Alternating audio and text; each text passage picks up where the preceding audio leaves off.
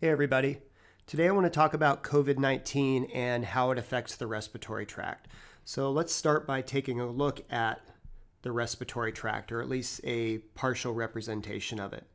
And we can start with this structure, which is the larynx. And on the front side, on the anterior side of the larynx, you have two flat plates of cartilage, and those are called the thyroid cartilages. And you can palpate those. You can feel those with your fingers. They're right below your chin. They're on the superior anterior portion of the neck. And where those merge together, that forms the Adam's apple. So that's your larynx, that's your voice box. And that gives way to the trachea. And the trachea is your windpipe, and it travels down the neck. And the trachea, you can palpate as well. And specifically, you can feel these cartilage rings that are wrapping around the trachea. If you run your finger up and down your neck, you can feel those horizontal cartilage rings that are wrapping around the trachea. And what do we have those cartilage rings there for? Those are there to keep an open airway, to make sure that the airway stays open. Then, at about mid-thorax region, middle of your chest, the trachea branches. And you have the right main bronchi, and you have the left main bronchi. And these are the tubes of the respiratory tract that are going to enter the lungs. So here I'll draw some lungs, or try to. There's your right lung.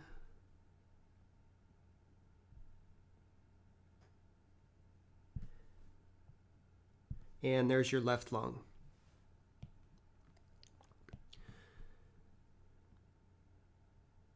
So the right bronchus and the left bronchus branch from the trachea and they enter the lungs. And then the respiratory tree branches and branches and branches.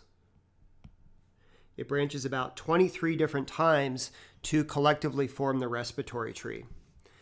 And as you go down the respiratory tree, the tubes become smaller and smaller until you get to the end of the respiratory tract. And you have these tiny microscopic air sacs called alveoli. And these alveoli are going to be wrapped with capillaries. There's going to be a dense covering of pulmonary capillaries over the top. And that's where gas exchange is going to occur. That's called the respiratory membrane, and that's where oxygen is going to leave the lungs and enter the blood, and carbon dioxide is going to leave the blood and enter the lungs. Now this entire respiratory tract, starting with the nasal cavity, which isn't shown, and going all the way down to the alveoli, this entire respiratory tract is an open body cavity. It has exposure to the external environment, and therefore it's lined by a mucous membrane. And the specific type of epithelium that lines most of this mucous membrane, that lines most of the respiratory tract, is pseudostratified columnar epithelium. And even more specifically, it's pseudostratified ciliated columnar epithelium with goblet cells. So quite a mouthful. And so the nasal cavity,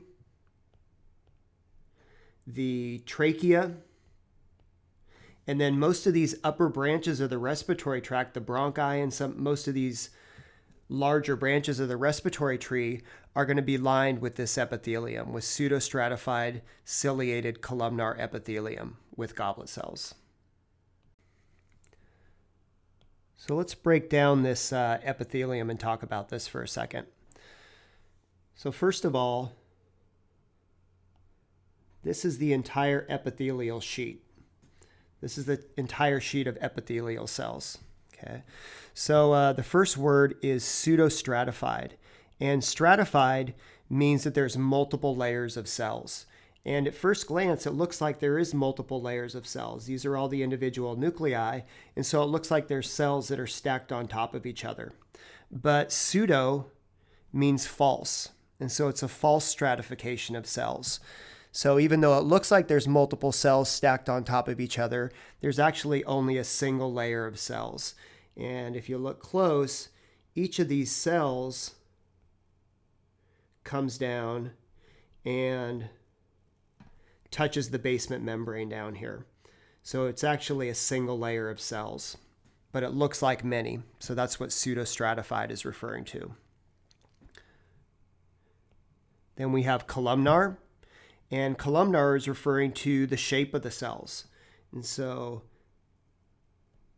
these cells are roughly column shaped. So pseudostratified, columnar, and then epithelial is the cell type. But we have a couple other features. We have these tall appendages that are coming off the apical side of the cell. And those appendages are cilia. And then lastly, we have these other cells that are interspersed between the epithelium, and those are goblet cells. Those are mucus-producing cells. So what does this epithelium do? What is it good for? And when we're answering this question, we have to remember that the respiratory tract is an open body cavity.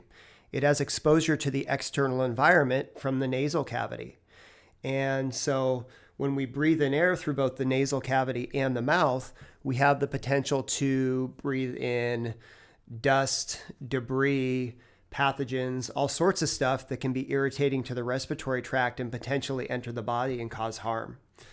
And so the mucous membrane in this epithelium is there to provide defenses against that. And we're going to start with these goblet cells. These goblet cells are going to produce a molecule called mucin, and it's going to release that mucin into the lumen of the respiratory tract, into the actual tube itself. And that mucin is going to combine with water, and it's going to form a layer of mucus.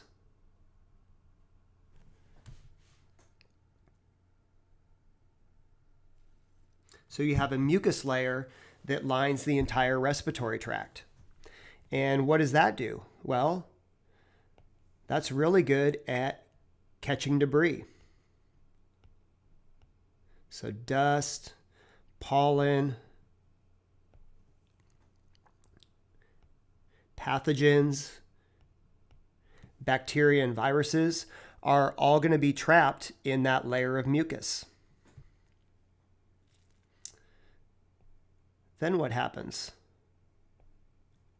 Well, we don't want that mucus to just stay there, so that's where the cilia come into play. And the cilia, what cilia do is they create movement. They all beat rhythmically together, and they provide movement of the mucus. And so the cilia are going to rhythmically beat, and they're going to move this mucus up out of the respiratory tract. They're going to move it from the respiratory tree, up the trachea, up to the larynx, and up to the throat, where it can either be swallowed, it can go down the esophagus, or we can spit it out the oral cavity. And if we're up here in the nasal cavity, the cilia do the same thing, except they're not going to propel it forward, because then you'd have mucus dribbling out of your nose all day, but they're going to propel it backwards towards the throat, down towards the larynx, where again, we can spit it out through the oral cavity, or we can swallow it down the esophagus. And it goes into the acidic environment of the stomach, and that takes care of it. And one other thing I want to point out is that within this mucus, we have immune defenses themselves. We have things like antimicrobial proteins that are being produced in the mucosal and submucosal layer, and they're releasing those into the mucus. And those antimicrobial proteins and other immune defenses are recognizing these pathogens and trying to neutralize them in the mucus itself. And it's important to know this anatomy and the functions of this epithelium, because these are the cells that the coronavirus is going to attack.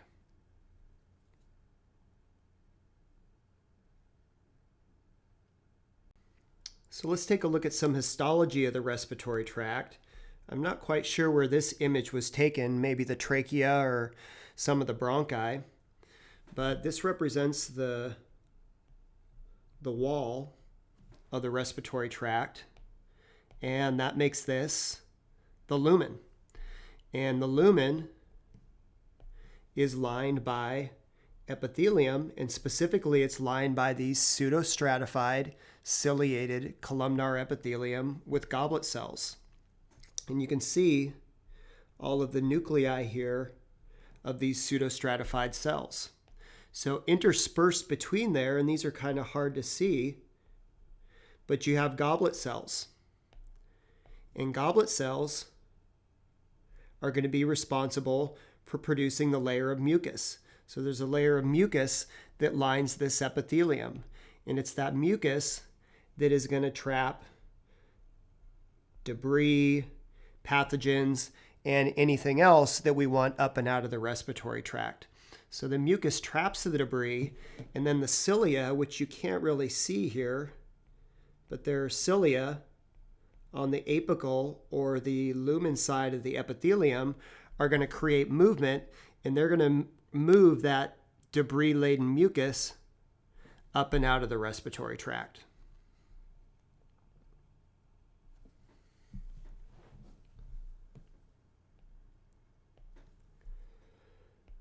Then over here, this is further down in the respiratory tract. This is at the level of the bronchioles. And the bronchioles are some of the smallest tubes in the respiratory tract. They're about 1 millimeter in diameter, and these are going to give way to the alveoli. And you can see that it's surrounded by these individual air sacs, these alveoli. And then over here we have an arteriole, so that's some of the blood supply that's eventually going to divide into the pulmonary capillaries and wrap around these alveoli. But here we have a bronchiole. Here's the lumen of the bronchiole of the respiratory tract. And these bronchioles are lined by pseudostratified columnar epithelium again. And again, these are the cells that the coronavirus is going to come down and attack.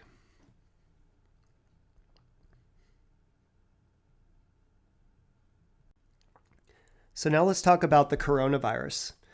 The coronavirus is a highly contagious, infectious disease that affects the respiratory tract, and it spreads through droplets in the air. So here's an infected individual, and this infected individual is breathing out droplets that contain the coronavirus. And through those droplets, they can enter another individual's respiratory tract, either through the nasal cavity or through the oral cavity. Once the coronavirus is in the respiratory tract, that's where it starts attacking the epithelium. This is a healthy individual. You can see the pseudostratified ciliated columnar epithelium, and we have a layer of mucus, and then the cilia create movement, and they move that debris up and out of the respiratory tract. But what happens with the coronavirus is the coronavirus infects those epithelial cells, and it disrupts their function. So one, they make their way inside the epithelial cells, and then they replicate. That's where they reproduce themselves. They reproduce inside the cells. And at that point, they're really inhibiting or disrupting the function of the epithelial cells. And specifically, it's inhibiting the function of the cilia. The cilia are no longer able to function properly, and so they can't move this mucus up and out of the respiratory tract. So you get a buildup of fluid, a buildup of debris inside the respiratory tract. And what happens when you get a buildup of fluid in the respiratory tract is it makes gas exchange much less efficient. So you're not getting as much oxygen and you're not exhaling as much CO2 as you should. And that causes the shortness of breath. And another thing is when you have a buildup of fluid in the lungs, it makes it a lot harder to expand your lungs. And so it's a lot more work to try to expand those lungs and expand those alveoli with that extra layer of water in there, because it takes energy to separate the hydrogen bonds that hold that water, that hold the mucus together. So you have an infection of the epithelial cells that disrupts the cilia. You get a buildup of debris, and that buildup of debris is inhibiting gas exchange, and it's making it harder to breathe, and it's causing that shortness of breath. By the way, all the figures that I'm going to show in these subsequent slides are from the Seattle Times. They've done a good job of keeping up with everything, and specifically these graphics are by Emily Ng, and they're really nice graphics.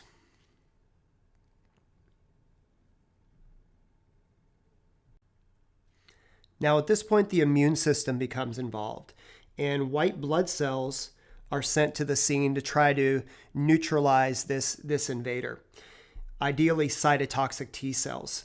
So cytotoxic T cells specific for this pathogen are going to come to the scene, and they're going to recognize the cells that are infected by the virus, and they're going to go ahead and just kill the entire cell. There's no way just to kill the virus inside the cell. And so these cytotoxic T cells come along, and they just destroy the cell and the virus inside of it. Now, normally this immune response is localized to the infected area, but for some reason with the coronavirus and the immune response, this immune response can be hyperactive, and it can not only kill infected cells, but it can also kill healthy cells, which is going on right here. And that's an autoimmune response, and that's not beneficial. And if this lung damage continues, if the body continues to, well, not only does the coronavirus continue to attack those cells, but so does the immune system, then the pulmonary destruction is going to become worse and worse. And eventually what can happen is that you get holes in the lung because of the immune system response. It's killing these cells and actually causing perforations or holes in the lungs. And at this point, your gas exchange, the efficiency of your gas exchange is way too low, and you can go into respiratory failure. And that's the point where you're going to have to be put on a ventilator, because your lungs are no longer able to do the job of gas exchange, and so you have to be put on a ventilator to do that job for you.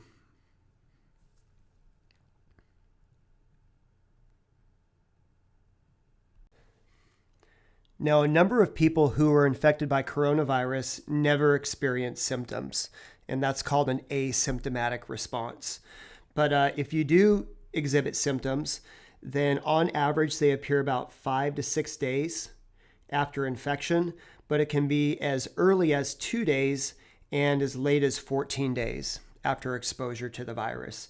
And then here are those symptoms that we talked about, some of them: cough, fever. Fever is the normal part of the normal immune response to an infectious agent.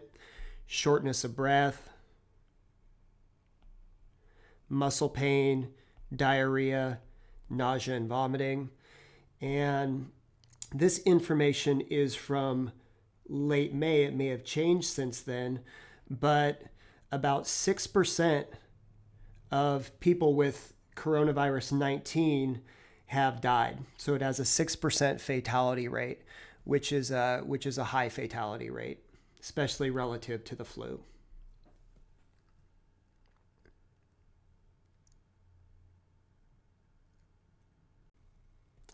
This is a nice figure. This figure is showing the different ways that the coronavirus can get inside the cell, and once it does, how it replicates. And the idea is that if we know how the coronavirus acts, then we can try to design drugs that block different aspects of this pathway and block the coronavirus from either getting in the cell or, once inside the cell, from replicating. So we can start up here, and one of the ways that the coronavirus can get inside the cell is to bind to receptors located on the plasma membrane. So by the way, these are those epithelial cells lining the respiratory tract. And so the coronavirus can bind to receptors on the plasma membrane of this cell.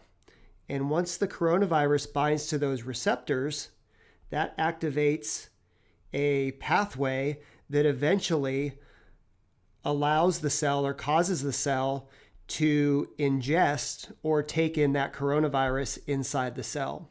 And that process of engulfing the coronavirus and taking it inside the cell is called endocytosis.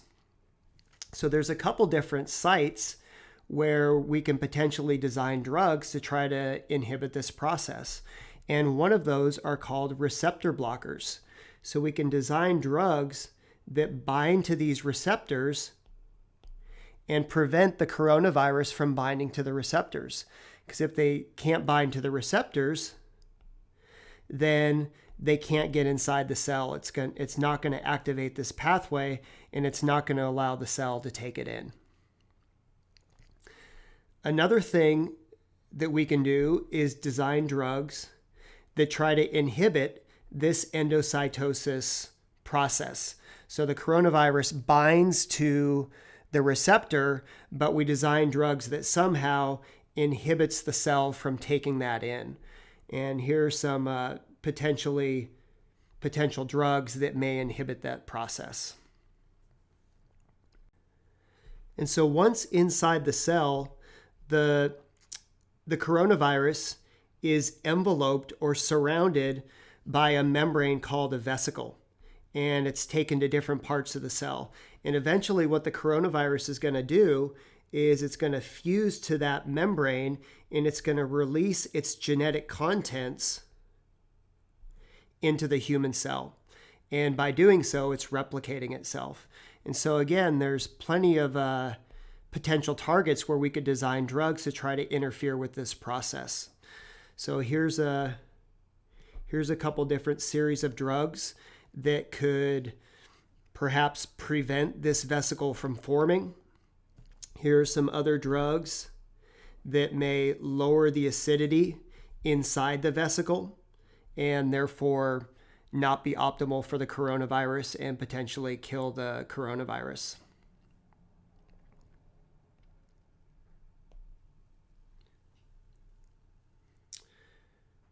And then these drugs here may potentially interfere with the coronavirus fusing to the vesicle and releasing its contents. And so, for every little different step of the way that the coronavirus has to go through to release those contents into the cell and replicate, there's a potential pathway there that we can block through pharmaceuticals.